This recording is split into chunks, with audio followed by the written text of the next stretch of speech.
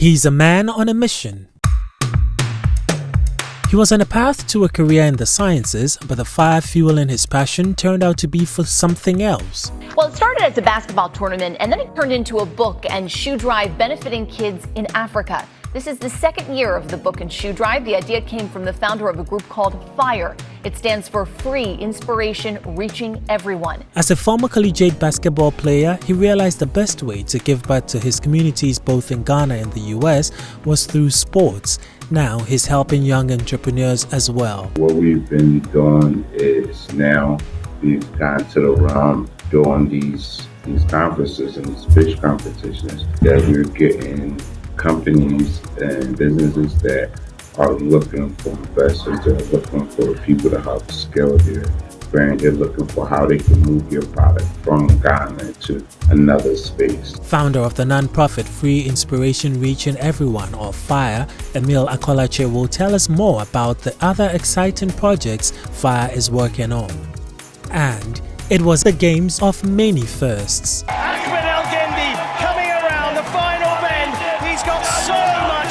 At time, he's able to celebrate with the crowd as Egypt and Africa get their first ever men's modern pentathlon Olympic gold medal here at Paris 2024. We'll walk you through some of Africa's golden moments on arguably the biggest sports stage in the world as we look back at the Paris 2024 Olympic Games.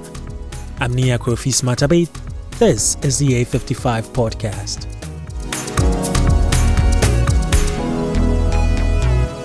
Hello and welcome to the A55 podcast, where like the just ended summer games, we're about to take a break to reset and recharge after a fascinating first season. But we won't be gone for long. We'll be back on October 4 with some exciting and intriguing conversations and stories from across Africa and the diaspora. So set a reminder on your calendars for October 4 when we return for our second season. We don't take your patronage over the past few months for granted, and we hope you'll join us again in October. Speaking of which, as we continue to expand our presence, we'll be uploading episodes from this season to our YouTube page during the break, so that those of you who prefer to get your podcast on Google Podcasts, which is now moved to YouTube Music, you can get to enjoy our show on your preferred platform and on YouTube as well. You can find a link to our YouTube page in the show notes, or simply search for A55 Podcast on YouTube and subscribe to our channel. Gertrude Davison-Teto is here with our final proverb for this season from Malawi. When the village chief himself goes around inviting people to a meeting, know there is something wrong with the system.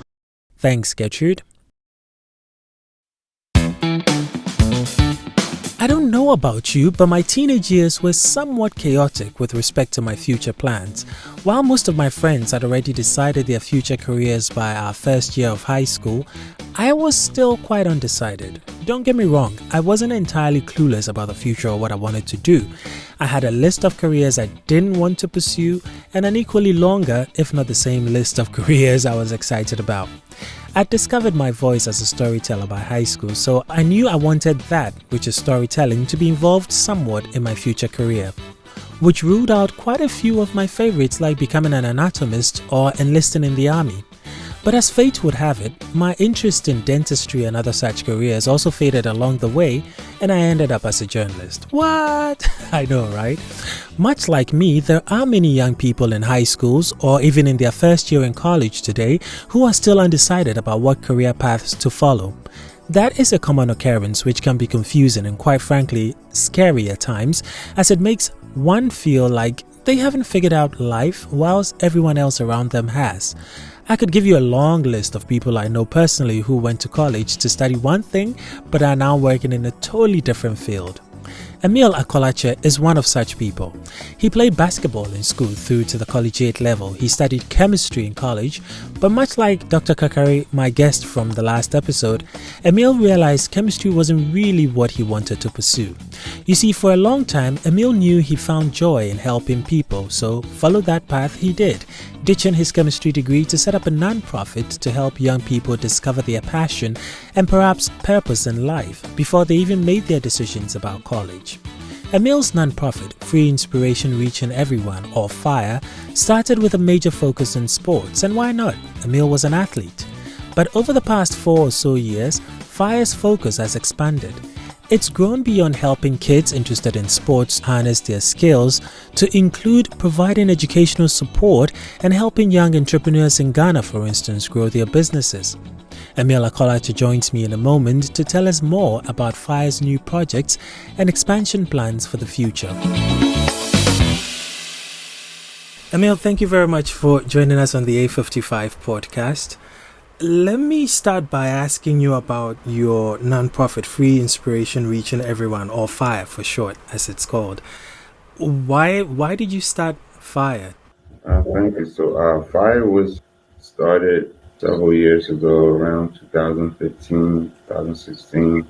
But prior to that, I've always had a passion for helping others, doing tutoring, just being in spaces where I can help people excel, because I just had that ability to connect with others.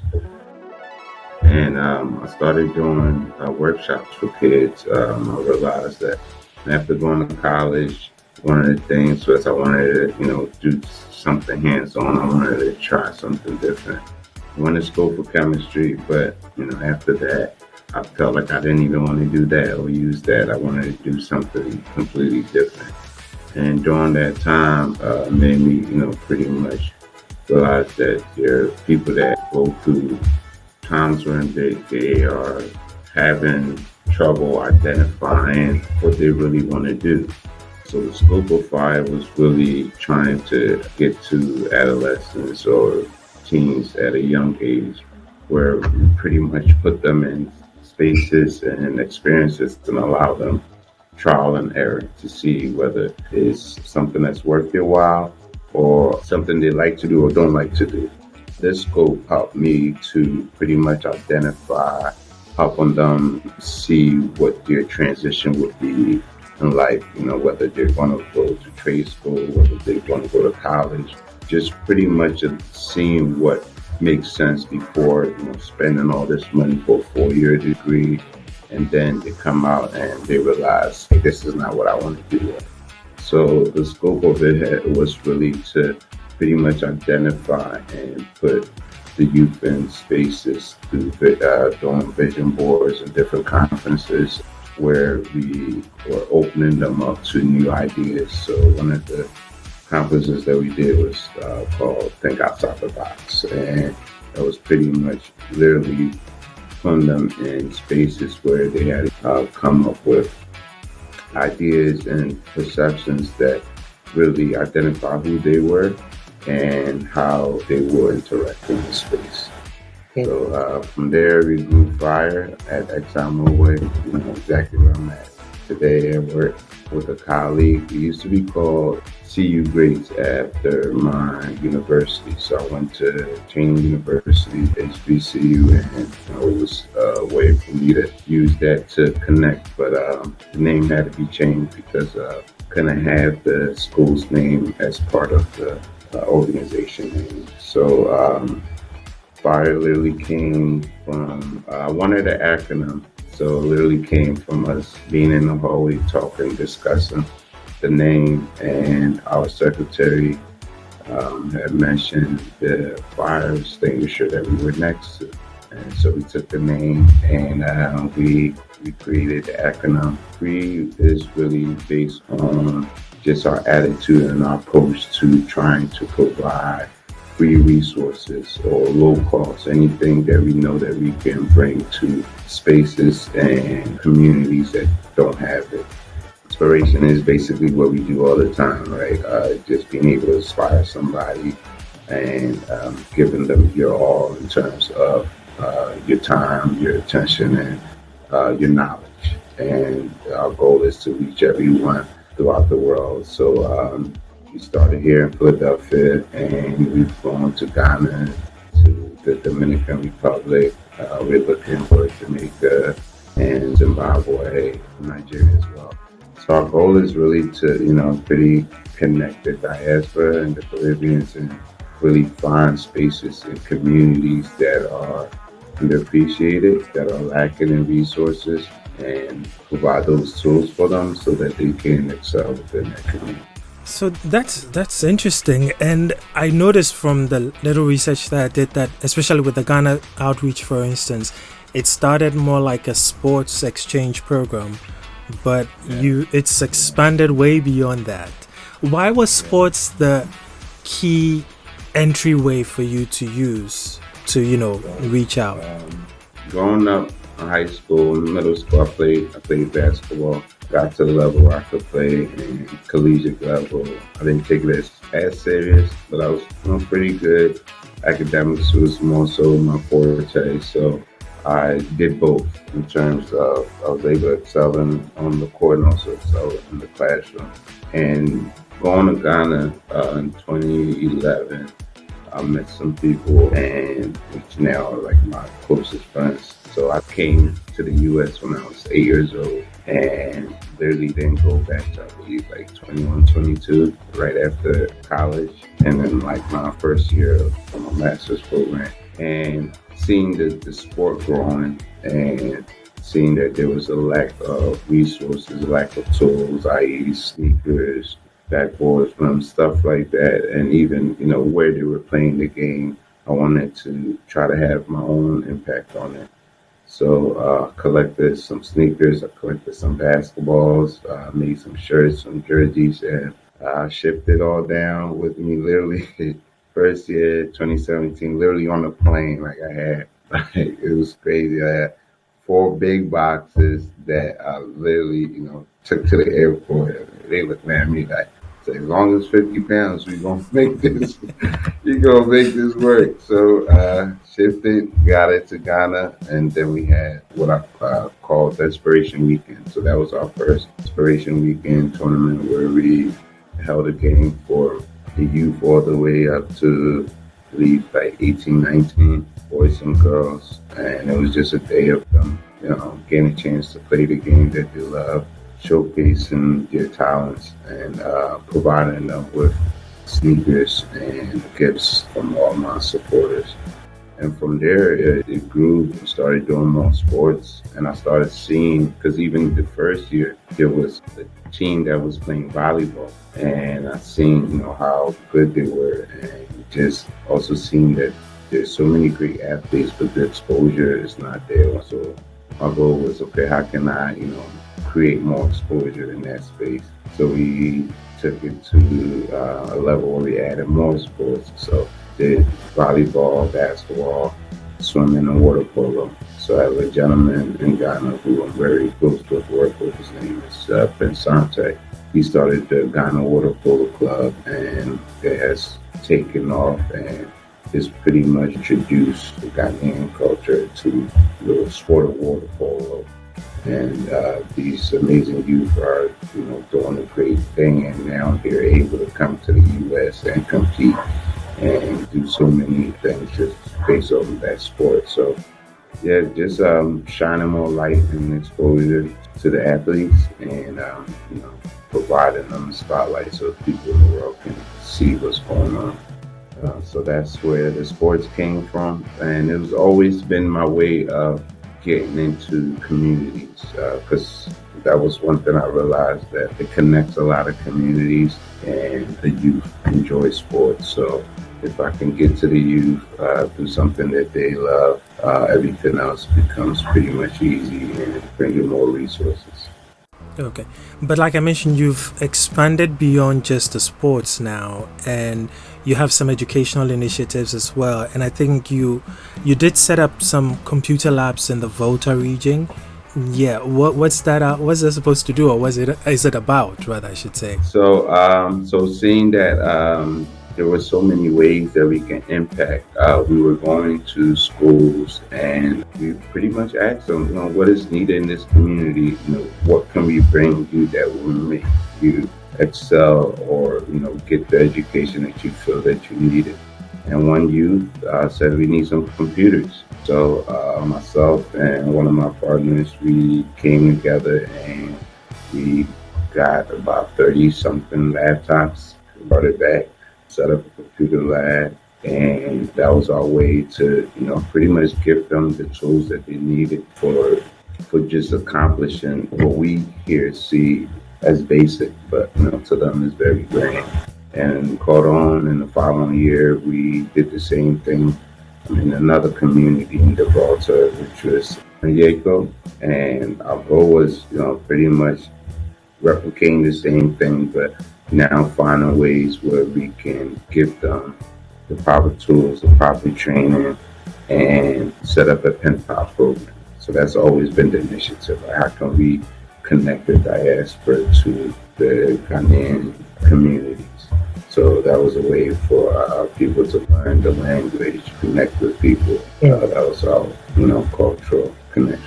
So the donations of the computers, for instance, and the labs, are they run by people from your organization, or they're for the schools themselves to use? They're for the schools. So a lot of our stuff is pretty much providing them the tools, and whether if we have to show them, do any training, we do that, and then we pretty much lay it over to them for them to handle. There's a school actually here in Philadelphia that I work with called Emotech Charter, and they're very big in the STEM world. Actually set up for them to come to the Baltimore region, and what they do is they actually went to Kaji, the actual location, but they brought them 3D printers, right, where they can print your own water filtration device. So in that area, the water is very polluted. It gets a lot of rainfall, gets a lot of flooding, and they don't have so much clean water. So they were pretty much able to clean a lot of the water that they were getting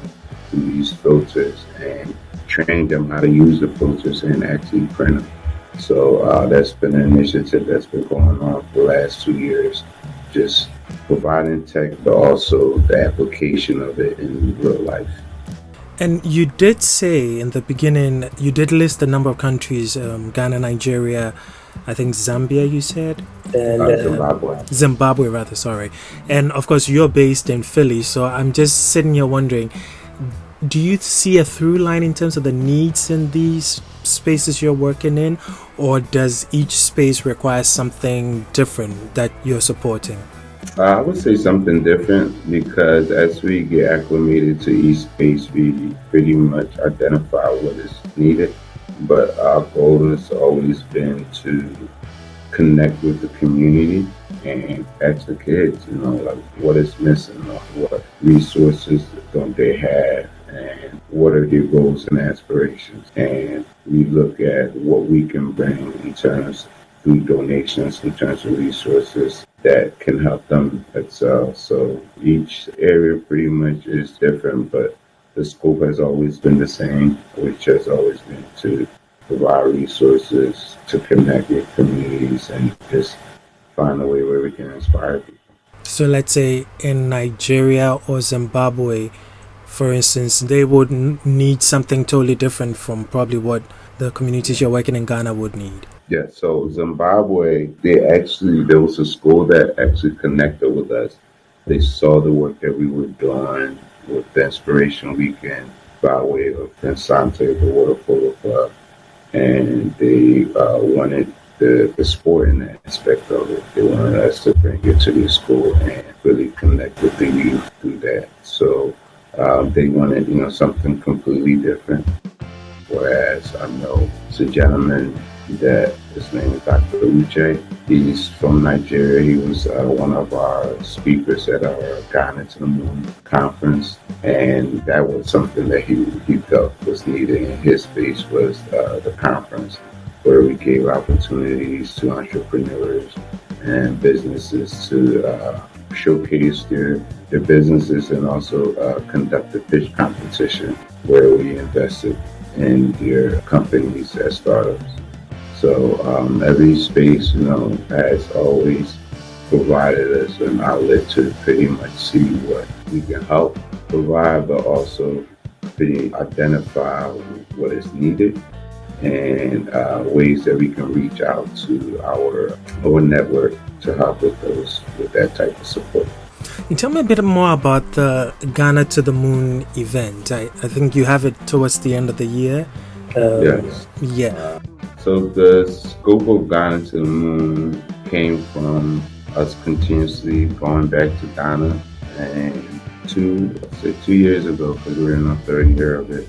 2 years ago, we realized that we were doing all these donations, all these gift bags, but we wanted to create something that was sustainable and truly investing within the communities of Ghana, and actually the students and the young entrepreneurs that were coming up, right? We realized also, Africa in general has the largest population of youth, right? And how can we provide them with the tools that they need so that they're going to be the ones that's pretty much taking over the world, right? So giving them the proper tools, the proper training, just knowledge, and just connect them with them and seeing how we can aid them in their success, their career path.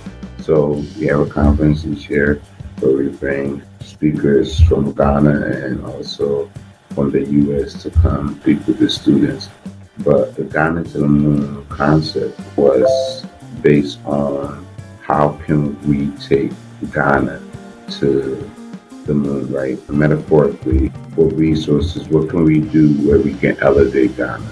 So the name was Ghana to the Moon. So we have the same thing for Jamaica to the moon, Zimbabwe to the moon, but how can we push our initiative by bringing resources, by connecting with a group of individuals who are passionate about where they come from and helping them excel and taking them to the highest point. And to us, metaphorically, was the highest point that we can go. And the conference became a staple at the World Trade Center. We connected with them, and the relationship has been beautiful. We now have space in their building. We host the Ghana to the Moon conference there every year, and we became the premier conference there each year in December. And our goal is really to bring people and elevate the people of Ghana in so many ways. So I do a festival here in Philadelphia, and that's normally our fundraiser for Inspiration Week and Trip to Ghana. And I've been doing this since 2018, and I was thinking about replicating the same thing in Ghana. So last year we were able to do that. I had a wonderful team that literally came together in less than 3 months, and we were able to pull off our first festival in another country.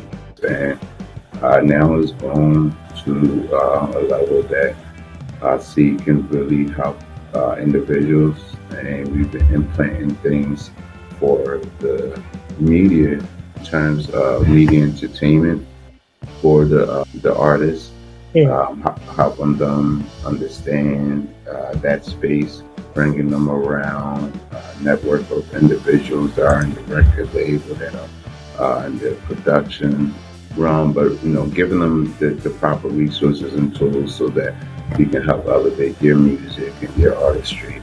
See who we can find the next bright star and provide that exposure. And finally, you do have a residency program at the World Trade Center. Can you tell me about what the residency program is about and who qualifies, for instance, to participate in this residency? So qualifications normally is just based on approaching us and us having a conversation with you and seeing what you have that aligns with us. So we're very particular about the synergies and the partnerships that we develop, and more so interact with, because we want our goal to be the same. We want it to be selfless, and we want people to understand that we're here to help others and here to provide the resources that we may not have, but we have connections to. And just pretty much identifying yourself in a level that aligns with our mission. And we have like our application process, and just pretty much connecting with us and us having to sit down and talking to see how we can work with individuals. We've been working with the World Trade Center, Philadelphia as well. So what we've been doing is now we've gone to the realm doing these these conferences and these fish competitions that we're getting companies and businesses that are looking for investors, they're looking for people to help scale their brand, they're looking for how they can move your product from Ghana to another space. So we've now tapped into the trade world, right? And from one of our conferences, the first conference that we had was a young lady who was doing shea butter. She presented and everything, but she wasn't one of the winners. One of the winners was a team called Idea, which was providing the AI and cybersecurity training for individuals. So we were able to take that platform and add it to what we had and helping them have that resource of training for anybody that want to learn that space. But the young lady that was doing the shea butter, we liked the shea butter that we bought so much shea butter, took it home and everything. The following year, we came back and we learned more about our business, and we went and bought land in Tamale in the northern region. And now we've started a shea butter processing. It's crazy. It's been like wow. So just based on us doing the conference, connecting with this young lady, and then the idea coming into flow. But yeah, we got the land. We started a shea butter processing plant. The shea butter is called Missouri Shea of Africa. It's already being shipped here to the U.S. So, but the scope of us being and doing that was really job creation. So, like the job creation, economic development has always been the theme of the Ghana to the Moon and our initiative. Right? How can we create opportunities, help the economy grow, but also have jobs for the people? Right? We're not here to take at all. We're here to like really implement and create opportunities. So from there, we are able to see the effect that this conference and that these pitch competitions are having. So it's been rewarding. It's been fun, with the process, and just uplifting, just being able to work with wonderful individuals and finding ways where we can help scale up your business. Another group that we actually were also connected with last year and we're working with is honey. So now shea honey has been the two major things that we've been exporting from Ghana since December. So the goal is to take it to a step further, but also bring those companies, investors who are looking to support your brand. Well, that's great to hear that at least, through these little conferences and all that you're creating, you're giving platforms to otherwise very small businesses that might take a longer time to get a springboard to launch to be able to do so. So yeah, congratulations to you and to your team. I know your next Ghana to the Moon is coming up, I think in December this year, right? Yes, so we'll catch up with you sometime next year to see what other interesting things came out of this year's meeting. Yeah. All right. Emil Acolatse, thank you very much for your time. No problem. Thank you. I really appreciate it. I'm so happy to be on the A55 studio. This was a wonderful opportunity. I'm thankful and appreciate you allowing me to share my story. For young entrepreneurs in Ghana who are interested in taking your business to the next level, you might want to consider the Ghana to the Moon event, which will be happening later this year. Check our show notes for a link to F.I.R.E.'s website where you can get more information about the event and more. Now the Olympic Games might be over, which makes me sad, but the memories from these games will surely last a long time, or maybe just for another 4 years. Who am I kidding? Time to look back at some moments from the games. Before You Go is next. And before you go, every 4 years when the Summer Olympic Games are on, I sort of regret not taking my interest in track to the next level. You see, I loved running as a kid, and I'm sure if I had invested time in training, I could have had a shot at becoming an Olympian. Hey, a guy can dream, right?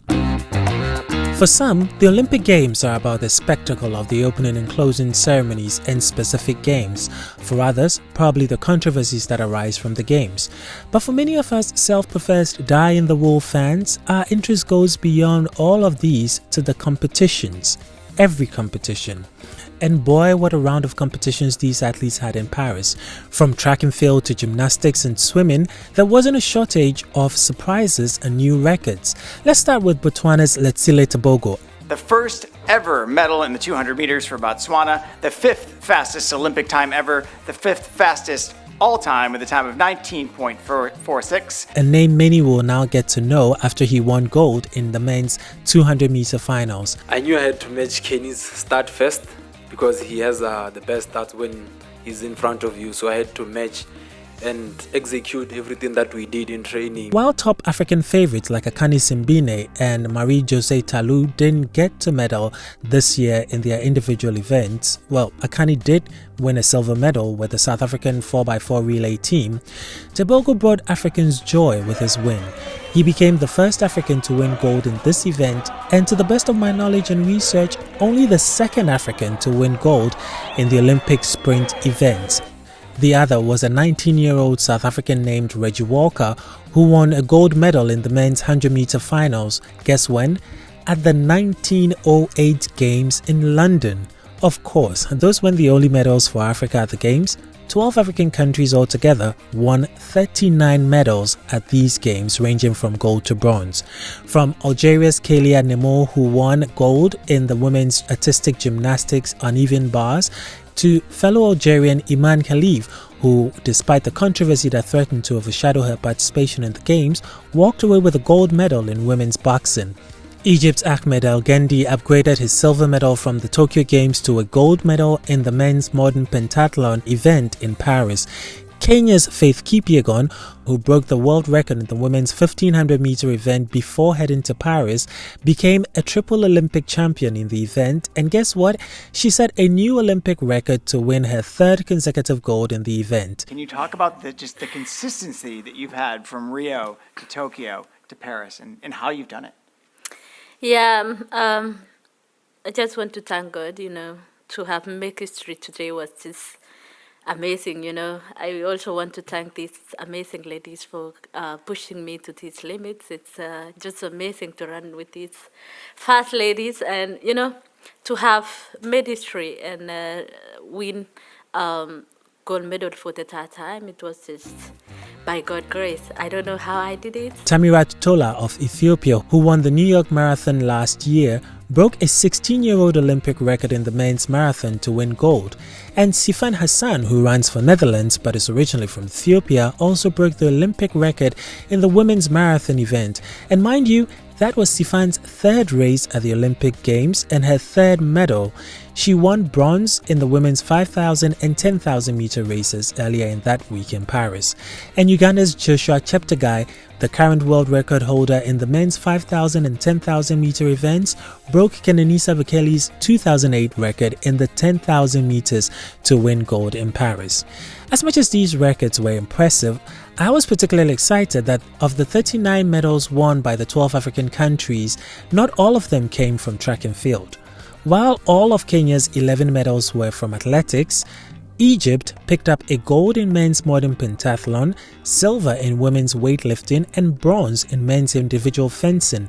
Tunisia also picked up a gold and bronze in men's taekwondo and a silver in men's individual fencing. Ivory Coast also picked up a bronze in taekwondo, and Cape Verde got its first ever medal, a bronze in boxing. The reason I'm excited about the medals picked up by Egypt and Tunisia in particular is that fencing and modern pentathlon, they are not sports you'd easily find across many cities in Africa. So to see African athletes pick up medals in these events as well as the sprint events fills me with so much hope as as these athletes prepare for the next Olympics in Los Angeles 4 years from now. I'm speaking as if I'll be competing over there. Of course, I'll be cheering them on, and hopefully I'll be able to get some of these recent Olympians to come and share the experiences with us here on this podcast. And that's our show for this season. Let me say a big thank you to Emil Acolatse for joining us today, and a special thanks and shout out to my producer Gertrude Davison Tete and Bridra, our social media coordinator. Without their input, trust me, it would be really difficult to pull this all on my own. And to all of you who've kept us company throughout our debut season, I hope you've enjoyed all the conversations we've had so far, and feel free to slide into our DMs on social media with requests for any topic you want us to discuss or with questions. You can do this while we prepare for our second season so we can include it in. Meanwhile, there'll be more content across our social media platforms during the break. Don't forget to follow us on X and Instagram, our handles at A55Pod. On Facebook, LinkedIn, and YouTube, search for us A55 Podcast. Our theme music is Sunshine Blues by Kobe Spikey. I'm Nia Kofi Smatabe. Have a great weekend, and let's reconnect on October 4th.